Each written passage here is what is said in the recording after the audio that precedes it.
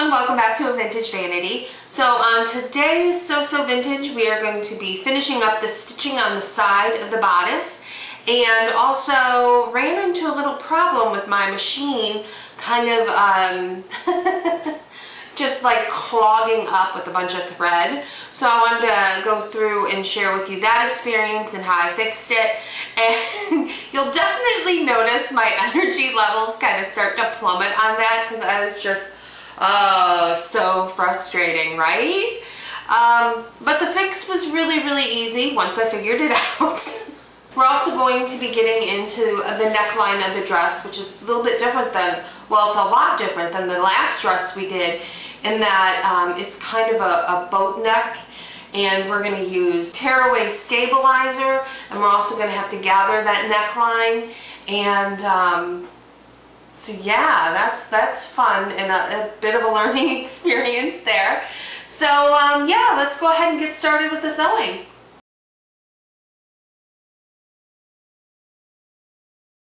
As you can see, our markings for the square and the X and the circle, which are right about there, are really far in on the fabric, and it wants us to stitch between those, but it's not saying to give it a larger seam allowance.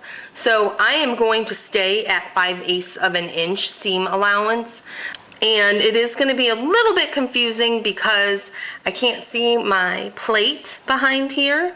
So what I'm going to do is I'm going to line up the needle with approximately where that square is, and then focusing on the edge of the fabric here, I'm going to lift this just a little bit and then bring that over. So as far as I can tell, that's approximately 5/8 of an inch seam allowance. So I'm going to stitch there down to here. And then I'm going to back stitch.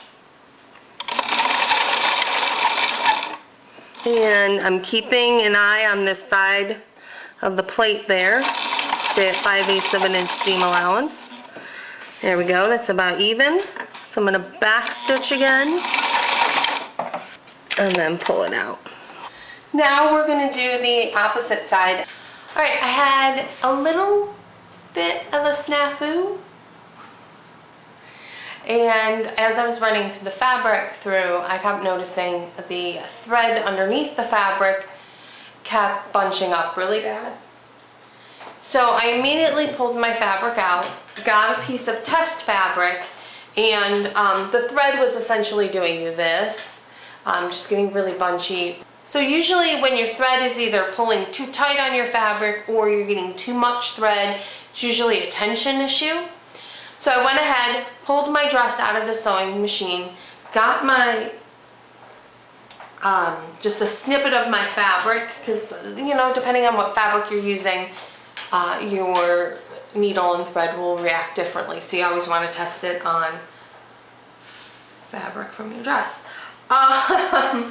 So essentially, because the thread was bunching underneath the fabric, I knew that the problem had to be up here with this thread. So I went ahead and I went back to a tension 4 on my machine, re-threaded the entire thing, and it turned out I noticed that the thread was missing from the little lever bar here. So that would have definitely have done it, because there would have been too much slack in the thread. So I re-threaded everything, took my scrap paper, took my scrap fabric and ran it through the machine a couple times to make sure that, one, the thread tension was correct. The thread tension was correct, and it was sewing fine before I went and stuck my dress back in. Because one thing with pulling out stitches, yeah, you know what, you make a mistake, you can pull the stitches. When you rip out stitches, it actually will start to affect the integrity of the fabric. And this rayon, I've noticed that like even when you put a pin through the holes kind of there. So I really want to limit the amount of times I have to rip thread on the fabric, just to keep it as strong as possible. So just learn from my mistake kind of situation. But yeah, so I'm going to go ahead and I'm going to continue stitching that other side, and I'm going to show you that again just because It was kind of weird the way we did that small section on the left side, so I thought I'd just take you with me stitching it again, just because it was kind of confusing. I thought it was, did you think it was confusing, right? Right, okay. So again, starting off at a 5/8 of an inch seam allowance. And back stitching. Okay, so now we're getting to the section where we want to stay at that 5/8 of an inch seam allowance up to the square, which is right about here. But we can't really see the plate anymore, so I'm just going to kind of lift this up a bit. You don't want to fold it over because you don't want to stitch it together. But you just want to lift that up a bit so you can get an idea of where 5/8 of an inch seam allowance would be. And there we go. Back stitch. See, that went a lot smoother with the thread that time. No bunching.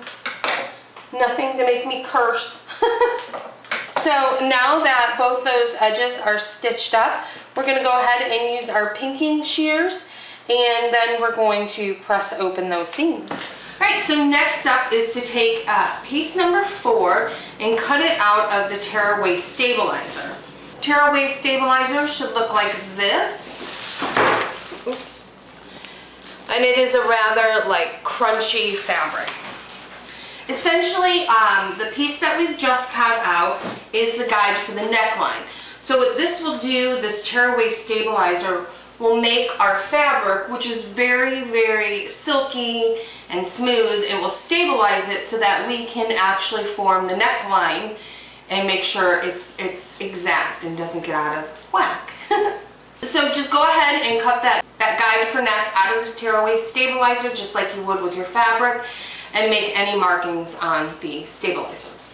Now we're going to take the bodice that we've been working on, turn it inside out. Okay, so now I'm going to take that neckline that I've gone ahead and made the marks on, and I'm going to lay it on top of the front neckline of the bodice piece we've been working on, matching up the markings. So the first thing I'm going to do is, our markings have 2 dots. Essentially, these ends are going to end up on the shoulder, so I'm going to start by matching my dots. This will be a bit tricky as we still have our pin in for the gathering, because as you remember, we haven't done the gathering yet for the neckline. And the other thing that makes this tricky, be sure when you're pinning the tearaway stabilizer to the neckline, you're just pinning through the front fabric, which is trickier than you think it would be. Then we're going to match the center of the fabric to the center of the stabilizer. I'm going to actually turn this right side out now to make that gathering process a little bit easier. Okay, as you can see, our stabilizer is pinned on the upper edges at the shoulder, and also right before our gather stitching takes place, and then right in the center. Now we're going to begin our gathering. To do that, make sure that that neckline stabilizer is laying perfectly flat, because we are going to gather right on the edge of that stabilizer. So I'm just going to find the piece of thread that moves for me, and we're going to begin gathering just like we did with the bottom. Essentially, you're going to keep gathering until the width of the gathered section is the same as the neckline. I'm not going to lie, guys, this part is going to take patience. Alright, I'm going to continue doing this, and then I will be right back when we are all gathered up. And once that section is gathered, you're going to go ahead and begin to pin it down as well. Okay, so I have the top all pinned up and gathered, but what I'm going to do is, and I have that pinned right to the very edge of the stabilizer. Okay, so what I've done is I've pinned this to my mannequin. I want to make sure that the gathers look even and that they actually look flattering. And if you don't have a mannequin, try to, throw it on yourself. because if the gathers look off now, they're just gonna look that much worse when you have them on.